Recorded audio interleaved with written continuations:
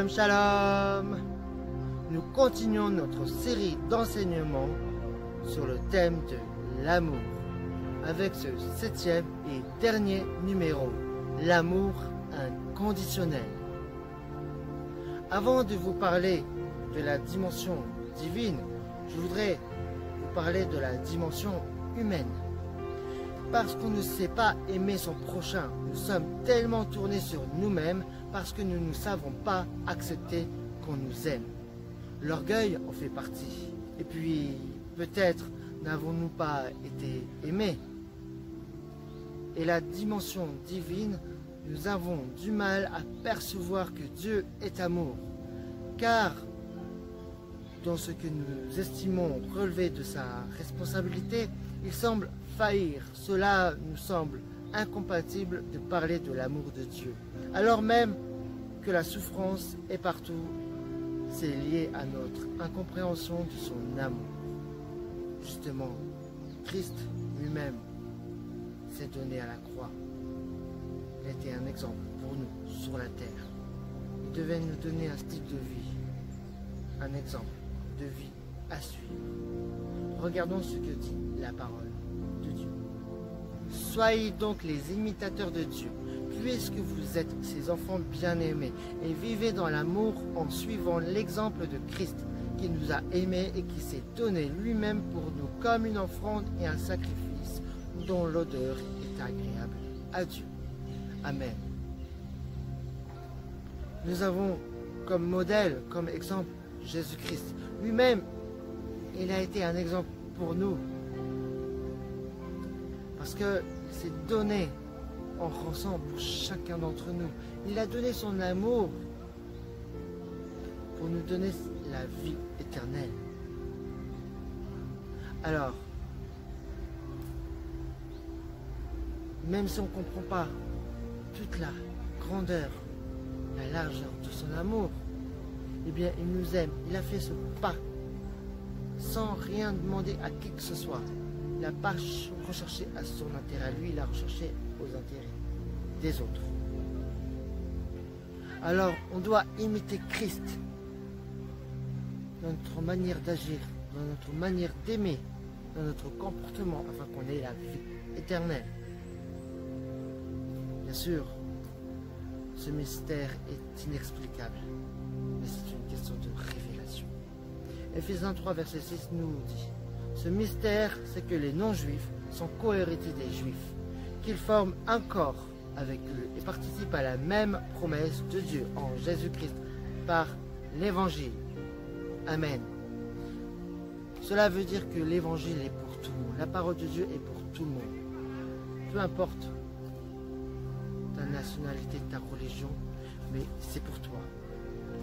Parce qu'il t'a aimé, quoi qu'il arrive, quoi qu'il s'est passé, il t'a aimé.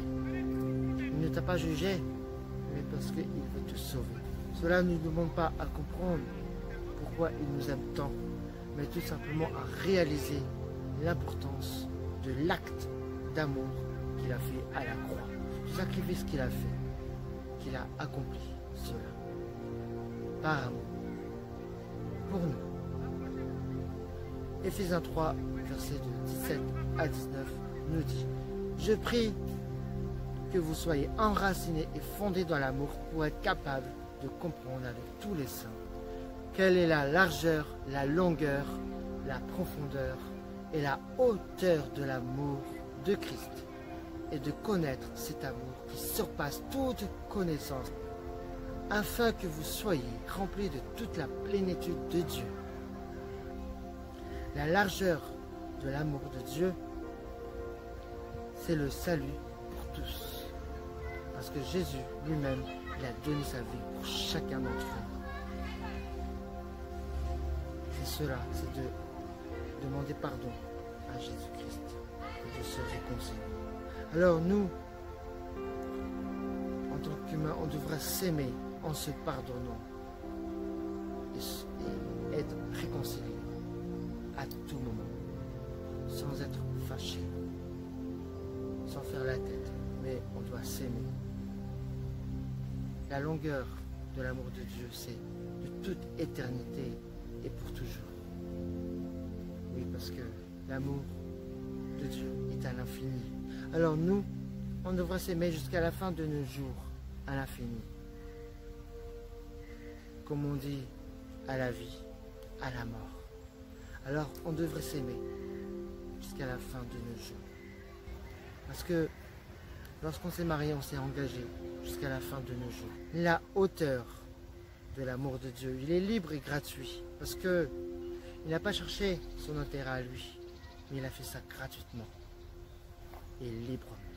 Alors nous, on devrait s'aimer en recherchant l'intérêt de notre bien-aimé, en ne pensant plus à nous-mêmes. Arrêtons d'être égoïstes, mais recherchons l'intérêt de l'autre personne qu'on aime. Et la profondeur de l'amour de Dieu, c'est jusque dans notre misère. Oui, parce que Dieu est là. Que ça va mal, que ça va bien. Il est toujours là. Et la profondeur, il va jusqu'en profondeur des choses. Son amour étant tellement en profondeur qu'il nous aime. Il nous aimera toujours. Même dans notre faiblesse, dans notre misère. Alors nous, on doit s'aimer, quoi qu'il arrive, quoi qu'il se passe, pour le meilleur et pour le pire, comme on dit. Même si tu as des problèmes financièrement, eh bien, on devrait s'aimer. Autant que l'amour ne change pas, que nous avons l'un pour l'autre, que le mari et la femme que leur amour ne change pas.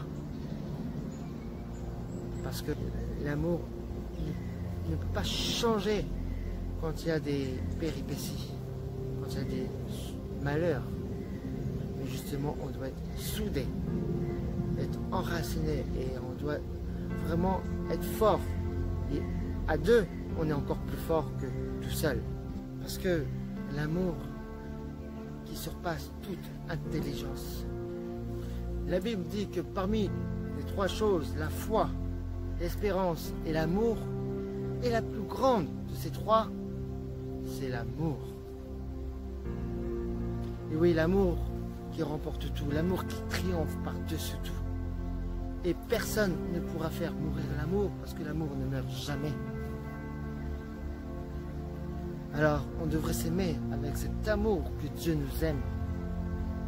Alors, on doit aimer notre femme, notre mari, quoi qu'il se passe, parce que on s'est engagé à aimer, mais avec notre cœur. Et l'amour peut déplacer des montagnes.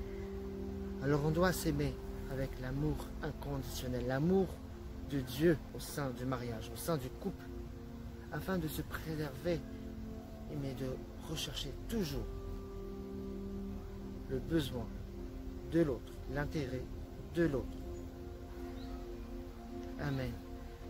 Pour conclure de cette série d'enseignements, préserve-toi pour ton mariage afin de ne pas pécher et vivez en pleine harmonie avec un amour désintéressé tout en mettant Dieu au centre de votre union. La série d'enseignements sur le thème de l'amour touche à sa fin. Vous pouvez nous retrouver sur Facebook, Instagram, YouTube, évangéliste Sébastien et Sandy Loersch et le cœur de Dieu.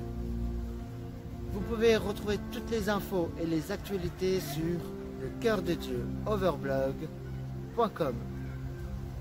Que la grâce et la faveur du Seigneur Jésus-Christ vous accompagnent. Soyez bénis et à très bientôt.